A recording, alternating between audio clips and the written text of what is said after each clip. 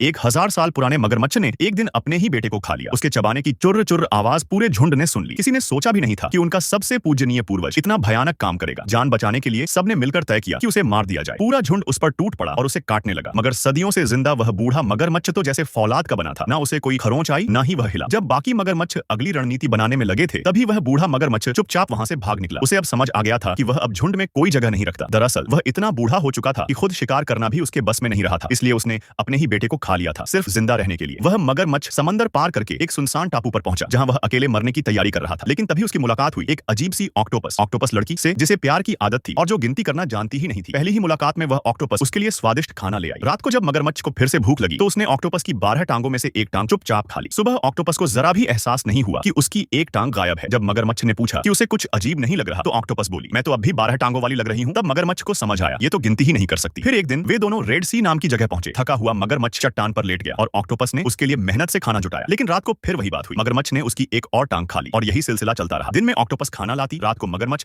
उसकी एक टांग खा जाता। धीरे धीरे ऑक्टोपस की टांगें कम होती गई, लेकिन उसे कुछ समझ नहीं आया। आखिरकार सिर्फ एक टांग बची थी। मगरमच्छ अब असमंजस में था, एक और प्यार, दूसरी ओर भूख। लेकिन उस रात आखिरी टांग भी मगरमच्छ के पेट में चली गई। सुबह ऑक्टोपस जागी तो देखा कि वह हिल भी नहीं पा रही, लेकिन उसे अब भी नहीं पता चला कि उसकी सारी टांगें जा चुकी हैं। वह समझी कि शायद वह बीमार है। मगरमच्छ अब पूरी तरह टूट चुका था, पछतावे में डूबा हुआ। उसने तय किया कि आज वह खुद उसके लिए खाना लाएगा। दिन भर वह शिकार करता रहा और ऑक्टोपस के सामने तरह तरह के पकवान रखे। ऑक्टोपस भावुक होकर उसकी ओर देखती रही। रात को वह मगरमच्छ के प्यार को महसूस करती हुई चैन से सो गई। लेकिन उस रात मगरमच्छ की भूख फिर से जाग गई और उसने उसे पूरी की पूरी निगल लिया। मगर खाने के बाद वह रो पड़ा। जितना स्वाद मिला उससे कहीं ज्यादा गिल्ट ने उसे तोड़ दिया। ऑक्टोपस की याद में वह तन्हाई में तड़पता रहा और फिर वापस अपने झुंड के पास लौट गया। सोचा, जो सजा मिलेगी भुगत लूंगा। लेकिन जैसे ही वह वापस आया, सब मगरमच्छ उसे देखकर भाग खड़े हुए। उसे कुछ समझ नहीं आया। अब वह अकेला रह गया। तय किया कि बस अब चुपचाप मर जाएगा। लेकिन पता नहीं कितने समय बाद जब उसे लगा कि अब वह मर चुका है, उसने आंखें खोली तो देखा सामने इंसान नगाड़े बजा रहे हैं, पूजा कर रहे हैं और एक लड़की तो खुद को उसके सामने पेश कर रही है ताकि वह उसे खा जाए। फिर क्या, इंसान उसे अपने गांव ले गए और रोज एक नई लड़की उसे खिलाने लगे। मगरमच्छ भी चुपचाप जीता रहा और मरते दम तक उसे यह बात समझ नहीं आई कि झुंड के मगरमच्छ उससे क्यों डरकर भागे और इंसान उसे भगवान क्यों मानने लगे। असली वजह सिर्फ इतनी थी कि रेड सी के प्रदूषित पानी ने उसका रंग लाल कर दिया था और वो बन गया था लाल मगरमच्छ, एक रहस्यमयी देवता।